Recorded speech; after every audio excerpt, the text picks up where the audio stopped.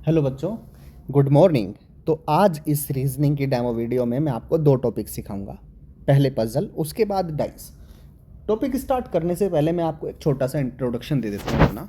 मेरे को पढ़ाना बहुत अच्छा लगता है। लास्ट 14 ईयर से मैं टीचिंग की फील्ड से जुड़ा हुआ हूँ और पिछले 3 वर्षों से मैं प्रथम इंस्टीट्यूट और जेनेसिस ग्रुप ऑफ इंस्टीट्यूशंस के साथ जुड़ा हुआ हूँ। तो प्रथम टेस्ट प्रेप पे हम प्रिपरेशन कराते हैं क्लैट, सीयूईटी, आईपी मैट जैसे एग्ज़ाम्स में, और जेनेसिस में मैं पढ़ाता हूँ मेंटल एबिलिटी के साथ मैथमेटिक्स।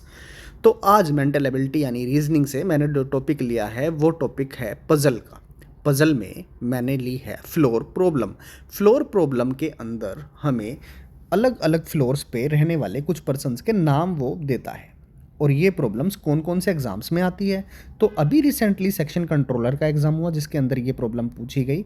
यानी हम कह सकते हैं कि रेलवेज़, बैंकिंग, एसएससी, साथ में जो हमारे एग्ज़ाम्स होते हैं लाइक एसओएफ होता है बेटे ओलंपियाड का पेपर।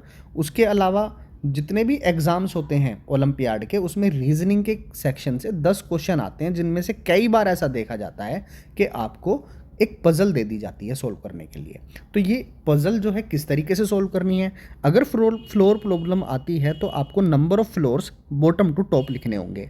जैसे यहाँ पे टोटल 7 फ्लोर्स हैं, तो 1 2 3 4 5 6 और 7 हमने लिख लिया। अब 7 तक लिखने के बाद आपको ये कहाँ से स्टार्ट होगा क्वेश्चन। देखो यहाँ से क्वेश्चन हमारा स्टार्ट हो रहा है, one of the floor is of the building is vacant. इस फ्लोर में कोई ना कोई फ्लोर एक ऐसा है जो खाली है। अब यहाँ पे हमें एक किक मिली कि जो पी है वो हमारा 5th फ्लोर पे रहता है, तो हमने 5th के आगे पी लिख दिया। No floor below the 5th floor is vacant. इसके नीचे कोई भी फ्लोर वेकेंट नहीं है, तो इसका मतलब या तो 6 वेकेंट होगा या 7 वेकेंट होगा। अब जितनी पॉसिबिलिटीज़ होंगी आपको उतनी सिचुएशंस लेकर चलना है। इसने बोला कोई भी ओड नंबर का फ्लोर वेकेंट नहीं है, तो इसका मतलब 6 नंबर फ्लोर वेकेंट है। अब उसने बोला only S lives between T and V, केवल एस जो है वो टी और वी के बीच में रहेगा। T does not live on odd number of floor, तो अब टी ओड नंबर के फ्लोर में नहीं रहेगा, तो टी या तो सेकंड फ्लोर पे रहेगा या फिर मैं वापस से लिखूंगा इसको, और 5th पे मैंने पी लिखा, इसके आगे फिर मैंने वेकेंट लिखा। अब मैंने इसकी सेकंड सिचुएशन ले ली। अगर टी सेकंड फ्लोर पे नहीं रहेगा तो टी 4th फ्लोर पे रहेगा, और टी और वी के बीच में एस रहता है, टी और वी के बीच में एस रहता है। बिल्कुल क्लियर है। अब इसने एक चीज़ और बोली, T does not live on a floor immediately above और बिलो आर। तो टी ना तो आर के ऊपर वाले फ्लोर पे है ना आर के नीचे वाले फ्लोर पे है, तो आर को हम ऊपर ले जा सकते हैं और जो रह गया वो रह गया क्यू को नीचे ला सकते हैं। अब जो यहाँ पे टी है वो ऑब्वियसली ना तो आर आ सकता है ऊपर ना नीचे, क्योंकि यहाँ पे तो दोनों बंदे आए हुए हैं, एक तो पी आया हुआ है और एक एस ऑलरेडी हमने लिख रखा है। लेकिन इसने यहाँ पे बोला है Q does not live on the bottom most floor, तो मेरे को क्यू को कहाँ बिठाना पड़ेगा, यहाँ पे, और यहाँ पे हम लेकर आएंगे आर को। आर ना तो टी के ऊपर आता है और ना ही टी के नीचे आता है, तो ये वाली सिचुएशन ठीक हो जाएगी और ये गलत, क्योंकि क्यू हमारा सबसे टॉप फ्लोर पे आता है। तो इन दो सिचुएशंस में हमने जो सिचुएशन चाहिए थी वो मिल गई। अब इस पे 5 क्वेश्चन जनरली बनते हैं, वो 5 पूछे, एक पूछे, आपको जो पूछेगा वो आप बता दोगे। जैसे अगर वो क्वेश्चन कैसा करेगा, वो क्वेश्चन करेगा who lives on the who lives between P and R, P और आर के बीच में कौन कौन रहता है, तो ऐसे आपको ऑप्शंस दे देगा, तो कोई एक ऑप्शन ऐसा होगा जो बिल्कुल ठीक माना जाएगा। ओके तो चलिए अब चलते हैं हम एक और प्रॉब्लम की तरफ। ये प्रॉब्लम हम ले लेते हैं सिटिंग अरेंजमेंट से। तो अब सिटिंग अरेंजमेंट में क्या करना है, ध्यान से देखिए। ये एक लीनियर सिटिंग अरेंजमेंट की प्रॉब्लम है। 6 पर्सन्स में कभी भी जब आप किसी रो पे बिठाओगे, चाहे वो 6 हो, 7 हो, 8 हो, किसी भी तरीके के हो, एक चीज़ याद रखनी है, अगर सबका फेस नॉर्थ की तरफ होगा तो जो आपका राइट हैंड होगा वो उनका भी राइट हैंड होगा, जो आपका लेफ्ट हैंड होगा वो उनका भी लेफ्ट हैंड होगा। तो बस आपको अपने अकॉर्डिंगली राइट और लेफ्ट में बिठाते हुए चलना है। क्या नहीं करना है, कभी भी 6 पर्सन आएंगे तो वो इमीडिएटली आपको 6 लाइन से ड्रॉ नहीं करनी है, ये एक गलत तरीका है। तो क्या करना है, करना ये है कि जब आपको एंड पता लग जाए कि कोई लेफ्ट एंड पे बैठा हुआ है या कोई राइट एंड पे बैठा हुआ है, तब तो आप ये 6 ड्रॉ कर लो। एल्स क्या करोगे, एल्स आप जो बोलेगा वो करते चलो। जैसे इसने यहाँ पे बताया B and C are sitting at ends, तो पॉसिबिलिटी वाइज 2 चीज़ें मिली जो आप देख पाओगे, यस और नो। सी हो सकता है राइट हैंड पे हो सकता है बी राइट हैंड पे हो। अब मेरे को ये एंड पता लग गए तो अब मैं 6 पर्सन्स की स्पेस को क्रिएट कर लूँगा, 1 2 3 4 5 6, 1 2 3 4 5 6। इसके बाद F is sitting second to the left of C, तो second to the left of C के आने के लिए यहाँ आ गया और ये वाली सिचुएशन गलत हो गई। अब अगर आप एग्ज़ाम हॉल में हो तो आप अवेयरनेस अगर आपके अंदर है तो फिर आप इसको ड्रॉ ही नहीं करेंगे, तो आप डायरेक्ट इसी को ड्रॉ करेंगे क्योंकि सी सबसे लास्ट में होगा, उसका लेफ्ट हम यहीं पे पॉसिबल कर सकते हैं, तो ये वाली सिचुएशन हम बनाएंगे ही नहीं। D is adjacent to both B and H, तो डी जो है वो बी के भी साथ है और एच के भी साथ है। अब कोई एक पर्सन बचा, कौन बचा जल्दी से नाम बताओ आप मुझे, उसका नाम है उसका B C D F G H, B C D F G and H, तो जी बचा। अब आपको क्वेश्चन क्या है, what is the position of G with respect to F, तो जी की position with respect to F है immediate right. तो चलिए अब थोड़ा सा डाइस के बारे में देख लेते हैं। तो दो क्वेश्चंस हमने किए, एक पजल से और एक सेटिंग अरेंजमेंट से। अब थोड़ा डाइस मैं आपको थ्रोली बता देता हूँ जिसमें आप कभी भी गलती नहीं करेंगे कि किस तरीके से डाइस के क्वेश्चंस पूछे जाते हैं। तो सबसे पहले अगर डाइस मेरी स्टैंडर्ड डाइस है तो जो अपोजिट होंगे उनका सम होगा बेटे 7। सम 7 होने का मतलब अगर कहीं पे 1 लिखा है तो उसके अपोजिट 6 आएगा, 2 लिखा है तो अपोजिट 5 आएगा, 3 लिखा है तो अपोजिट 4 आएगा। लेकिन अगर स्टैंडर्ड ना होके वो बाइस्ड हो जाए तो बाइस्ड होने में क्या होगा कि सम 7 नहीं होगा। तो इसके कुछ केसेस हैं। केस 1, अगर उनमें हम देखने लगे और हमें जो फेस दिखता है, हमें कितने फेसेस दिखेंगे, सबसे पहली चीज़ हमें 3 फेसेस दिखेंगे। किसी भी डाइस के हमें 3 फेसेस दिखेंगे। किस तरीके के फेसेस होंगे, वो ये होंगे, टॉप राइट और ऊपर वाला या टॉप लेफ्ट और ऊपर वाला। तो जो भी फेस होगा उसमें 1 फेस कॉमन होगा। तो वो 1 फेस जो कॉमन है वो सेम प्लेस पर भी हो सकता है और वो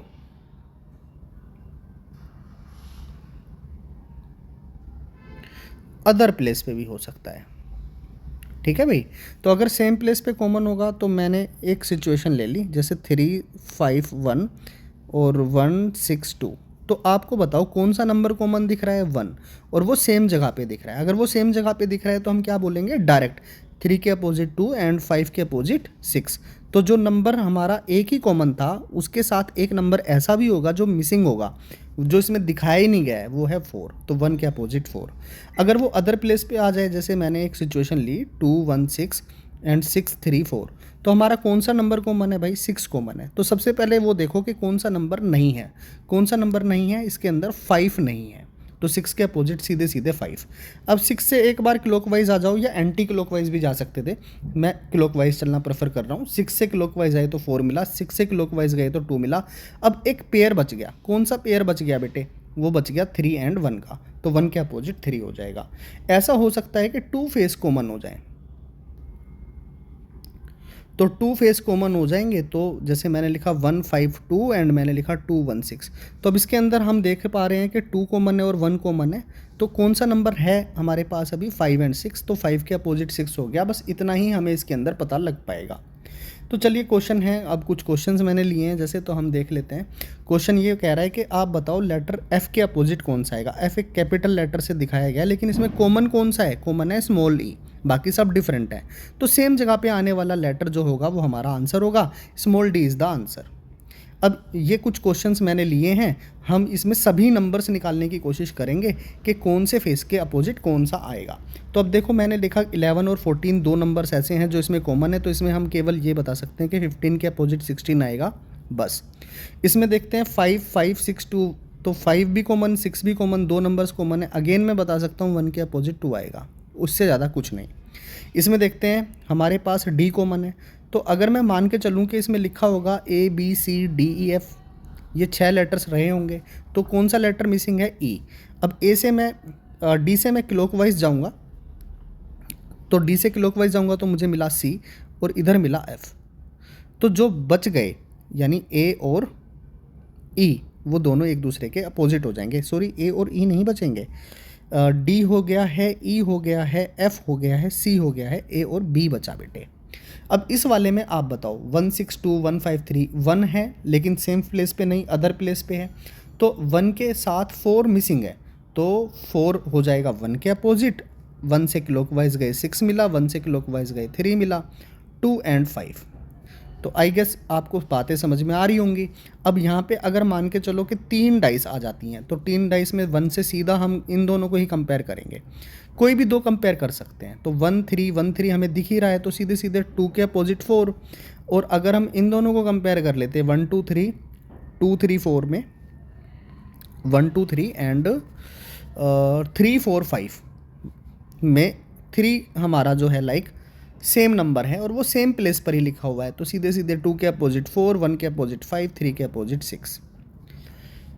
अगर हम इन दोनों डाइस की बात करें तो 5 आपको दिख रहा है अलग प्लेस पे लिखा हुआ है, एक नंबर 3 है जो मिसिंग है, 5 से क्लॉकवाइज गए 2 मिलेगा, यहाँ से 1 मिलेगा, यानी कि हमारे पास अब एक पेयर बचा, जो बचा बेटे 4 और 6 का। आई गेस इतना आपको समझ में आ रहा होगा। अब अगर हम बात करें कि भाई ये तो सब डाइस थी क्लोज डाइस, लेकिन अगर ओपन डाइस आती है तो क्या होगा। आप जिस कमरे के अंदर अभी बैठे हुए इस वीडियो को देख रहे हैं, इसमें आप देखिए कि आपके सामने टोटल 6 फेसेस हैं और जिस फर्श पे आप बैठे हुए हैं उसके अपोजिट आपको छत नज़र आएगी। तो आप देख के हैरानी हो जाओगे, यानी आपको ये देख के समझना होगा कि मेरे जो जिस फेस पर मैं बैठा हुआ हूँ उसके एक परपेंडिकुलर फेस को छोड़कर वेरी नेक्स्ट पे चले जाएं तो हम अपोजिट फेस को ढूंढ पाएंगे। अरे हाँ या ना, बिल्कुल। तो फिर आप यहाँ पे वही लॉजिक लगा के देखो, 6 से चलना है, एक को छोड़कर नेक्स्ट पे चले गए तो 6 के अपोजिट 4, 1 से गए 2 पर पहुँच गए और 5 से गए और 3 पे पहुँच गए। जो फेस अपोजिट होते हैं वो ना तो कोई कॉर्नर शेयर करते हैं ना ही कोई एज को शेयर करते हैं, ये बात आपको ध्यान रखनी है। तो अगर मुझे ये पेयर पता लग गया तो ऑब्वियसली मुझे इन 4 ऑप्शंस में ढूंढना होगा कि कौन सी या तो डाइस बन सकती है या फिर 3 तरीके से डाइस बन सकती होगी और एक तरीके से नहीं बन सकती होगी। तो हमें पता लगा 4 के अपोजिट 6 हो सकता है, 3 के अपोजिट 1 हो सकता है, 3 के अपोजिट 5 हो सकता है एंड 2 के अपोजिट 1 हो सकता है।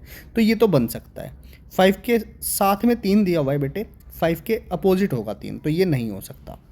आगे देखो 1 के साथ 2 दे रखा है, एडजेसेंट फेस पे 1 के अपोजिट होगा, तो ये नहीं बन सकता, तो ये भी नहीं बन सकता, यानी हम बी को बना सकते हैं।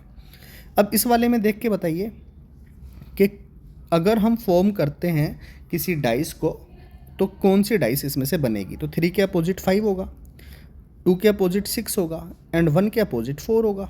तो आप देखो 2 के साथ में 6 नहीं हो सकता, 1 के साथ 4 नहीं हो सकता एंड 1 2 3 इस तरीके से दे रखा है, ये बन सकता है और शायद हम इसको भी बना पाएंगे क्योंकि 4 के अपोजिट 1 हो जाएगा, 6 के अपोजिट 2 हो जाएगा एंड 5 के अपोजिट 3 हो जाएगा। तो ए एंड बी को हम बना सकते हैं और बाकी 2 को हम नहीं बना सकते। तो आई होप आपको ये क्लास अच्छी लगी होगी। अगली वीडियो में हम और टॉपिक्स डिस्कस करेंगे।